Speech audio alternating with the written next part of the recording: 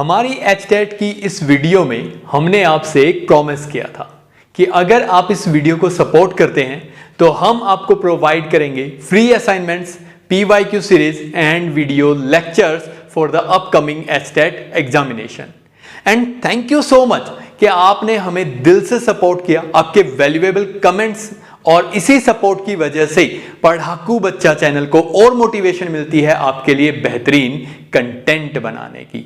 मैं R Kaushik on the behalf of Padhaku Bachcha आज अपना प्रॉमिस पूरा करने के लिए यहां पर आया हूं। मैं आपको बताऊंगा कि ये कंप्लीट कंटेंट बंडल आपको कैसे मिलने वाला है। कंप्लीट जानकारी के लिए जुड़े रहिए वीडियो के लास्ट तक। और अगर आपको लगता है कि पढ़ाकू बच्चा चैनल आपको वैल्यूएबल कंटेंट प्रोवाइड कर रहा है तो please like, share and subscribe. आगे बढ़ने से पहले कमेंट्स में पूछे एस्पिरेंट्स के उन बेसिक क्वेश्चंस के जवाब जान लेते हैं जिनसे बहुत सारे एस्पिरेंट्स कंफ्यूज रहते हैं। क्या टीजीटी लेवल के लिए 6 to 10th क्लास का सिलेबस कवर करना जरूरी है? और अगर एनसीईआरटी से कवर करना नहीं है तो फिर कौन सी रेफरेंस बुक पढ़े? क्या 11th 12th का सिलेबस कवर करने से 6 to 10th का सिलेबस कवर हो जाएगा? यह गलती बिल्कुल भी मत कर दीजिएगा। क्या 2.5 महीने के टाइम पीरियड में आप 6 to 10th क्लास की एनसीईआरटी का सिलेबस पढ़ सकते हैं और फिर आपको रिवाइज करने का टाइम मिलेगा या नहीं? नेक्स्ट 5 मिनट्स में मैं आपको इन सभी क्वेश्चंस के जवाब देने वाला हूं, वो भी रियल एग्जांपल और एनालिसिस के साथ, जिससे आपको क्लियर कट आइडिया मिलेगा कि आपको ये सिलेबस किस तरीके से कवर। एनसीईआरटी की इंपॉर्टेंस मैं आपको 2 लाइव एग्जांपल से बताता हूं। एक एग्जांपल मैंने ऑप्ट किए हैं टीजीटी साइंस से और दूसरा मैंने ऑप्ट किए हैं टीजीटी एसएसटी से, ताकि दोनों आर्ट और साइंस सब्जेक्ट्स को आप कंपेयर कर सकें। देखिए, मेरे पास एक क्वेश्चन है बहुत ही आसान। When a silk cloth is rubbed with glass rod, the road and cloth acquire positive charge, both acquire negative charge, one acquire positive, other acquire negative. इस तरीके के ऑप्शंस बने हुए हैं। ये पार्ट सेम कवर होता है जब आप 11th क्लास में एटॉमिक स्ट्रक्चर की बात करते हैं। लेकिन एक सबसे बड़ी प्रॉब्लम को समझने की कोशिश करिए। जब आप हाई लेवल पर पढ़ रहे होते हैं तो जो बेसिक चीजें हैं वो आपको लगता है इररिलेवेंट, आपको लगता है कि ये तो काम की ही नहीं होगी।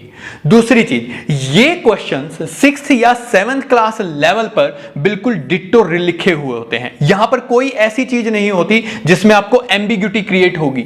यूं कि यूं ये लाइंस आपको बुक के अंदर मिलने वाली हैं। तो अगर आपने ये नहीं पढ़ा, आपको लगेगा कि सर ये तो बड़े इजी क्वेश्चन है। एक और क्वेश्चन देखिए, which of the following is not a fossil fuel? कौन सा फॉसिल फ्यूल नहीं है? सीधा सा है भाई, वुड जो है वो फॉसिल फ्यूल नहीं है। पेट्रोलियम है, नेचुरल गैस है, कोल है, ये हमारे पास है। तो आप कहेंगे कि सर इनको तो मैं वैसे भी आंसर कर दूंगा। आप डेफिनेटली आंसर कर देंगे, लेकिन जिस एग्जाम में एक एक नंबर बहुत ज्यादा इंपॉर्टेंट है वहां आप प्रेशर में एम्बिग्यूअस नहीं हो सकते। वहां आपको डाउट होगा कि किसके ऊपर पॉजिटिव था, किसके ऊपर नेगेटिव चार्ज था, और इसी ओवर कॉन्फिडेंस में आपके मार्क्स रिड्यूस होते हैं। तो हां, एनसीईआरटी पढ़ना बहुत ज्यादा जरूरी है। सेम एग्जांपल हम एसएसटी में भी देखते हैं। ये example 6th, 7th, 8th class की बुक से डायरेक्टली उठाए गए हैं लाइंस में कि एक थंडरस्टॉर्म है, रेनफॉल हो रहा है आसाम में मई और जून, अप्रैल और मई में, बताओ उसका नाम क्या है? अब ये आपको हाई लेवल की बुक में कहीं ना कहीं एक छोटी सी कोने में लिखा हुआ मिलेगा, जबकि जो लो क्लासेस की बुक्स हैं उसमें एक्सपैंड करके लिखा होता है, आपको याद रहता है। उसी तरीके से चिनूक विंड्स जो हैं वो ब्लो करती हैं, कहां ब्लो करती हैं? ये वन लाइनर क्वेश्चंस हैं, डायरेक्ट लाइंस में मिलने वाले। एक बुक के एक ही पेज पर आपको ये सारा कंटेंट मिल जाता है। तो आप एनसीईआरटी को नहीं छोड़ सकते हैं, मोस्ट इंपॉर्टेंट पार्ट है, खासकर टीजीटी के लिए आप इसे बिल्कुल भी अवॉइड मत करिएगा। लेकिन हमारे पास टाइम रिस्ट्रेन भी तो है। क्या हम 6 to 10th क्लास की एनसीईआरटी को अगर कवर करेंगे तो क्या हमारे पास टाइम मैनेज हो पाएगा? टाइम मैनेज अगर नहीं कर पा रहे हैं तो फिर फायदा क्या है? 1 या 2 क्वेश्चन के लिए अगर हमें 6 to 10th क्लास की एनसीईआरटी पढ़नी पड़ रही है तो शायद कोई रेलेवेंट चीज ये नहीं हुई। अब मैं आपको एक रिपोर्ट और दिखाता हूं जिससे आपको इसका बेनिफिट पता लगेगा। मैं आपको दिखा रहा हूं 4 साल का एनालिसिस रिपोर्ट, जिसमें मैंने ये देखा, ये साइंस से मैंने उठाया है, ईयर 2018, 20, 21 और 22 की ये रिपोर्ट है। इसमें मैंने क्या किया है, देखिए 6 to 8 से कितने क्वेश्चन आए, 2 क्वेश्चन 2018 में। 11 12 से कितने क्वेश्चन थे आउट ऑफ 60, 47 क्वेश्चन। यानी कि 6 से लेके 10th तक हमारे सिर्फ 13 क्वेश्चन थे, तो कितना परसेंटेज पार्ट हुआ, 21% पार्ट को सिर्फ आपने कवर किया। वेस्टेज ऑफ टाइम था 6 to 10th को पढ़ना यहां पर। लेकिन ओवर द ईयर आप ट्रेंड देखिए, अगर हम 22 की बात करें तो यहां पर 6 क्वेश्चन है, 9th 10th से 36 क्वेश्चन है, यानी कि 6 to 10th के सिलेबस से ही अकेले कितने क्वेश्चन है, 42 क्वेश्चंस। अगर हम बात करें 21 की, तो यहां पर भी टोटल कितने क्वेश्चंस आए हैं, सिर्फ 6 से 10th के कंटेंट में 37 क्वेश्चन। यानी कि 60 से 70% जो आपका टीजीटी का कंटेंट है वो फिलहाल एनसीईआरटी से कवर हो रहा है। तो आप टाइम वेस्ट नहीं कर रहे हैं, बल्कि आप ऑलमोस्ट 60 to 70% सिलेबस को बहुत बेहतरीन तरीके से तैयार कर रहे हैं बिना किसी एम्बिग्यूटी के।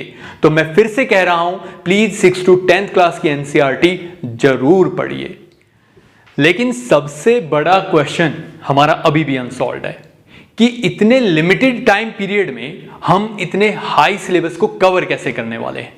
मैं बताता हूं आपको इसकी एक जबरदस्त ट्रिक, जिससे आपका सिलेबस टाइमली कवर होगा और बेहतरीन तरीके से कवर होगा। देखिए मैंने क्या किया, मैंने आपके सामने 2 सिलेबस रखे हुए हैं, ये मैंने प्रिंट किए। ये मैंने 6 to 10th का सिलेबस प्रिंट किया हुआ है और ये सिलेबस मैंने प्रिंट किया हुआ है एसएसटी का 6 to 10th क्लास का। अब मैंने क्या किया, मैंने आपके वो चैप्टर्स एक साथ लिख दिए। जैसे 6th क्लास में एक चैप्टर है ocean and continents, land form and life, दोनों एक दूसरे से रिलेटेड है। 7th में एक चैप्टर है एयर और वाटर, ये दोनों चैप्टर भी हमारे पास हैं। 8th में चैप्टर है land and soil, water and vegetation.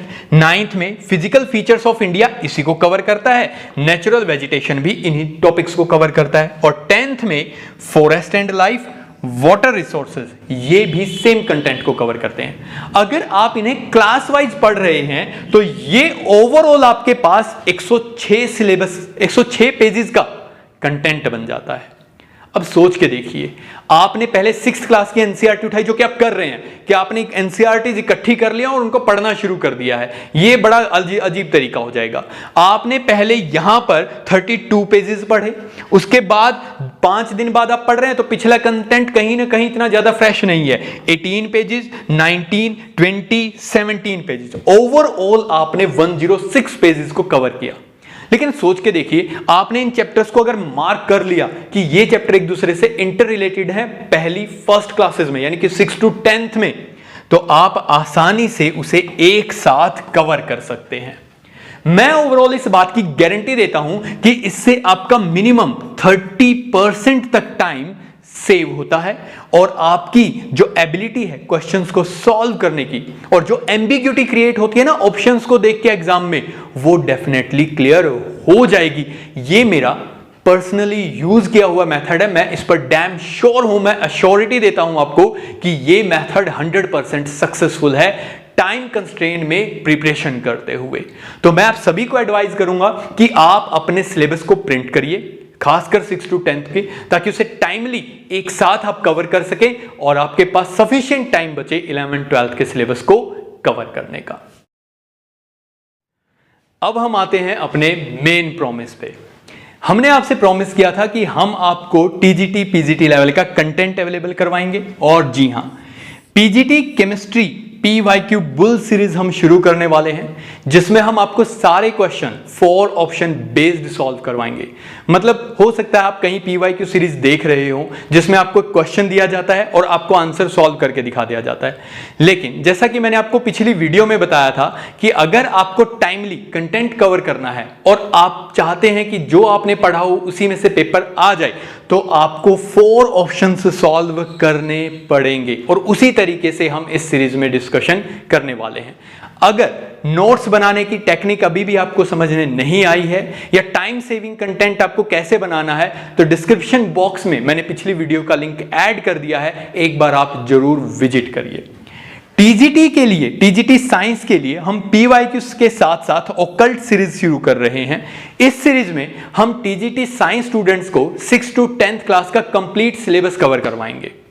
तो आप लोगों को मैं जो सिलेबस कवर करवाऊंगा मैं उसी मेथड से कवर करवाऊंगा जो मैंने अभी आपको सिखाया, यानी कि क्लबिंग ऑफ टॉपिक्स, कि एक ही पॉइंट के जो टॉपिक हैं, एक ही तरीके के जो चैप्टर्स हैं, वो हम सारे एक साथ कवर कर देंगे।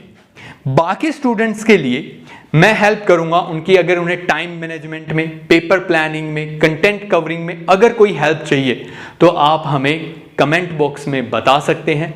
जर्नल पेपर के लिए हम कुछ न कुछ जरूर ऐड करेंगे, कुछ असाइनमेंट्स, PYQ या कुछ टिप्स एंड ट्रिक्स की सीरीज हम लेके आएंगे ताकि बाकी स्टूडेंट्स को भी यहां पर हेल्प मिल सके। इन चीजों को गेन करने के लिए आपको ज्वाइन करना है हमारा टेलीग्राम चैनल, जिसका लिंक मैंने डिस्क्रिप्शन बॉक्स में भी डाल दिया है, और आई होप अगर आप सर्च करेंगे तो वो जरूर आपको मिल भी जाएगा। टेलीग्राम चैनल का नाम है Naukriman@पढ़ाकू बच्चा। लेकिन बदले में हमें भी कुछ चाहिए, हमें चाहिए आपकी मेहनत और डेडिकेशन। ऐसा नहीं होना चाहिए कि आप सिर्फ असाइनमेंट ले रहे हैं और उन्हें प्रिंट करके रखे जा रहे हैं। जब आप असाइनमेंट सॉल्व कर देंगे तभी हम आपको नेक्स्ट असाइनमेंट प्रोवाइड करवा पाएंगे। तो प्लीज आप हमारा मोटिवेशन है, हम आपकी सपोर्ट सिस्टम है, आप हमारा मोटिवेशन है। जितनी मेहनत आप करेंगे हम उतना ही बेहतरीन कंटेंट आपको टाइमली प्रोवाइड करवा पाएंगे। दूसरा, मैं उम्मीद करता हूं कि आप इसे मैक्सिमम शेयर करेंगे अपने फ्रेंड सर्कल में या रिलेटिव्स के पास, ताकि हमारे पास मैक्सिमम स्टूडेंट हो। मैं चाहता हूं कि मुझे रिकॉर्डेड लेक्चर आपको ना देने पड़े, मैं चाहता हूं कि हमारे डाउट साथ के साथ क्लियर हो। तो लाइव क्लासेस के लिए मुझे एटलीस्ट एक ग्रुप ऑफ स्टूडेंट्स चाहिए ताकि मैं मेहनत कर सकूं उस ग्रुप के साथ। आई होप पढ़ाकू बच्चा चैनल आपको फ्यूचर में भी ऐसे ही सपोर्ट करता रहेगा और आप हमारी मोटिवेशन इसी तरीके से बने रहेंगे। मैंने सारे चैनल के लिंक आपको प्रोवाइड कर दिए हैं। Please like, share and subscribe. Have a nice day.